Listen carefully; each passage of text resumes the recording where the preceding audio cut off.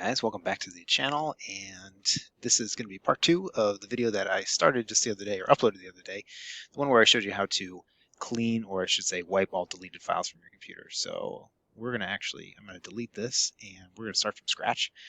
Just as a quick reminder, what we essentially did was we said start, and we said cmd for the command prompt, and we said run as administrator, and then in there we just typed in cipher.exe, and then space /w : C : / and then hit enter. And somebody was asking the other day, they posted a comment in the other video asking when you know that this is done. And you'll know that this is done because each one of these three things that says writing, so this first one writing zeros, this next one writing 0xFF, and then the next one after will say writing random data. When each one of those lines has completed, you'll see the message that simply says C/user/ your username, waiting for the next command. And that means that it's done. So if you wanted to sit there and wait for it to finish, you would just watch these dots populate the screen. And what's going on here is actually as these dots are populating the screen, you can even watch it in real time. Let's see if we can see it here.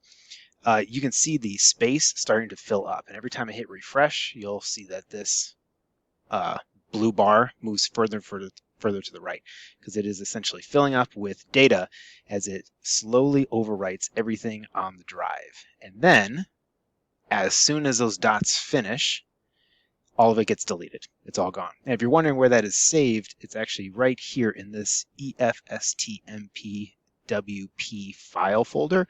You'll find there's not really anything in there that you can do anything with, but that's actually where it all saves. And just to confirm it, once this last one, writing random numbers, is all done, this EFST file will be deleted and it'll be gone.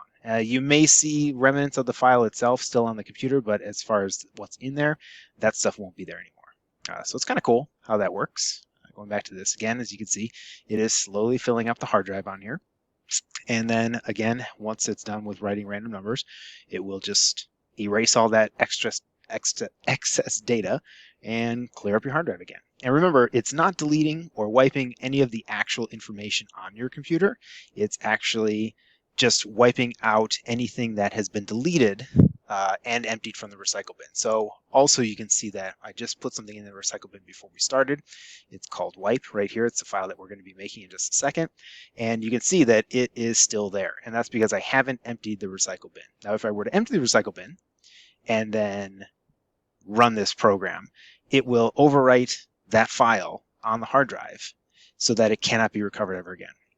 And as you can see, if I refresh here, my hard disk is back open free with all that extra space. And over here, it now says it's just waiting for the next command. So that's it. So here's what we're going to do today is we're going to actually automate that. So you don't have to remember typing in any commands and stuff in the command line. So just like we've done before with the batch file, we're going to hit the start button and we're going to type in notepad. We're going to open up a new notepad, and let's go ahead and see if we can zoom in on this just a little bit. There we go. And then here we're going to type in where that cipher.exe file is found. Now here's the thing. For you, you might actually have you might have a username or whatever, but you're not going to have to worry about all that stuff here because we're going straight into the Windows directory. So here's the deal with that. If I go to this PC, what we're actually going to be going to is here in the Windows folder.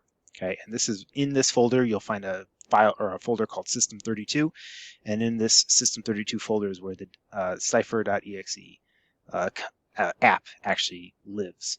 So we're just going to be telling the batch file, go there first. So we're going to type in C : and then we're going to type in Windows / system, lowercase, system32 / and then cipher, cipher.exe, and then we're going to type in space, and then we're just going to put in that command from before, the /w : C : / and that's it. That's the whole thing. And we're just going to leave it like that, and we're going to say save. So we're going to say save as. And just like if you remember my video before about automating disk cleanup, it's going to be pretty much the same thing. I'm just going to call this wipe, And remember, it's going to be a .bat. So make sure you type in .bat, replace the text file. So it might automatically populate with .txt. Ignore that, delete it from there, and you're just going to type in wipe.bat, or whatever you want to name it, .bat, and then save it. And now I'm saving mine to the desktop. At least that's where, yep, there it is. And so now I can close this. I'm going to close that as well. And now all I got to do is double click on this, and you'll see the command prompt pop up, and it will start wiping with Cipher. Pretty cool, right? And then if you remember from the previous video, what we did was, instead of making it so that I had to double click on this, I just automated it. So again, you can do that exact same thing. If you forgot how, remember, it's the start button again. And we're going to say task scheduler. So task scheduler, just type in task space sc, and it should show up.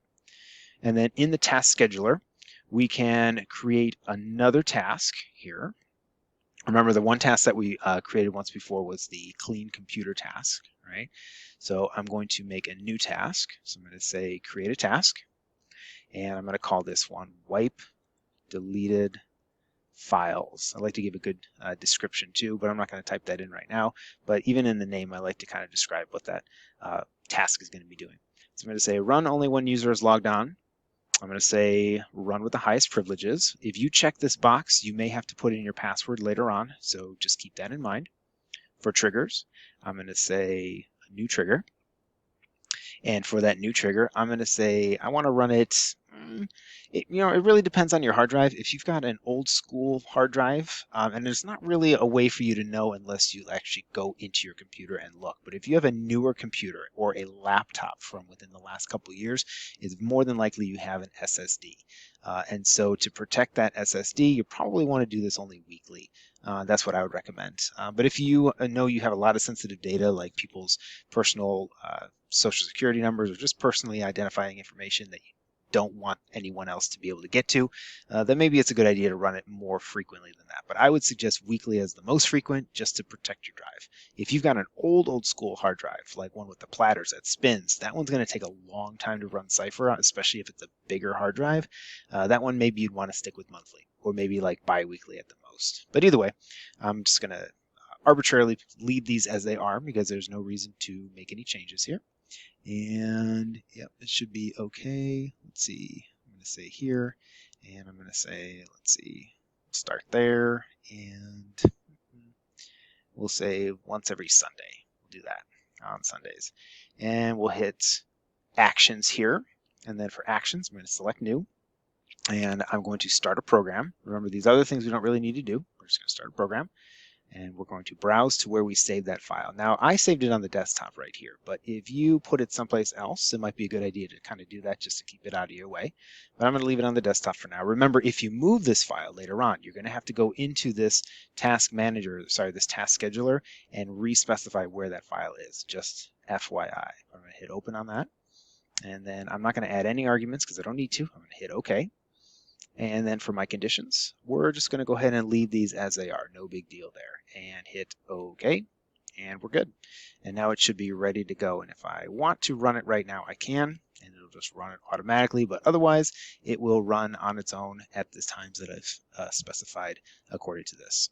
And that's it. And remember, if you stop it partway through, it's no big deal. It will actually delete all of the stuff that it wrote before, as you can see here. If I go back to my this PC, again, you can see that nothing is remaining from the cipher.exe. So even if you stop it partway through, so if you decide like, it's taking up too much computer time, or it's just bogging everything down, you can just go ahead and click that X and close it, and it will get rid of all that excess stuff. And that's it. So hopefully that helped you out. And again, if you were wondering too, you can combine this white file with your clean computer file from the previous videos that I showed you how to make. So if you actually just take that command that's in there, in this file right here, and you copy and paste it to the bottom of your clean computer file that I had you made in one of the earlier videos, you can totally do that, and then it just runs it all at the same time. I wouldn't recommend doing that just because the clean computer file we set to run every day, and this, like I said, maybe once a week is probably the most that you'd want to do it, but